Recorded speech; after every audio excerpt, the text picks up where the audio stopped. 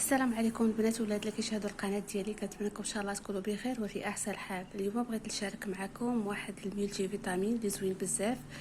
الاسم ديالو بوليفيت. بوليفيت. هاد بوليفيت هو كومبريمي فوار، يعني كنديروه في الماء كيكشكش. فيه بزاف ديال لي فيتامينات. فيه فيتامين سي، فيه فيتامين او، فيه نياسين، فيه اسيد بانتونيليك، فيه البيوتين، فيه الفيتامين بي 12، فيه فيتامين بي 2، فيه الاسيد فوليك، فيه الفيتامين بي 6، فيتامين بي 1. مزيان بزاف.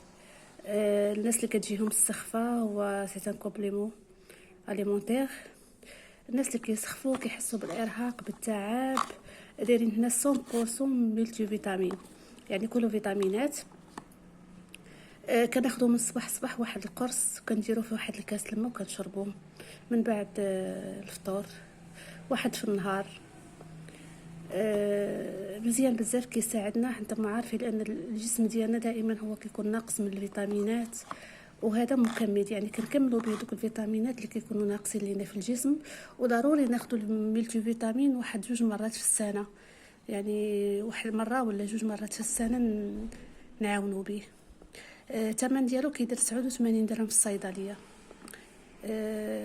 مزيان بزاف، تيعطينا القوه، تيساعدنا الناس اللي كيكونوا عندهم تعب وكتكون الطاقه ديالهم ما عندهمش طاقه، فهذا راه مزيان بزاف.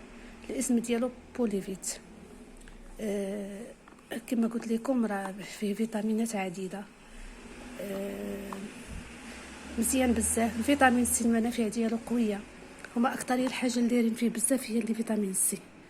فيتامين سي دايرين فيه 80 ملغ، يعني اكثر حاجه دايرين فيه هو الفيتامين سي. كنتمنى هذا الفيديو ان شاء الله ان الاعجاب ديالكم، واشتركوا مع الاهل والاصدقاء باش تعم الفائده على الجميع ان شاء الله. ودعموني واشتركوا في القناه ديالي وتفعلوا خاصيه الجرس باش يوصلكم كل جديد ان شاء الله. والى اللقاء في فيديو قادم باذن الله تعالى.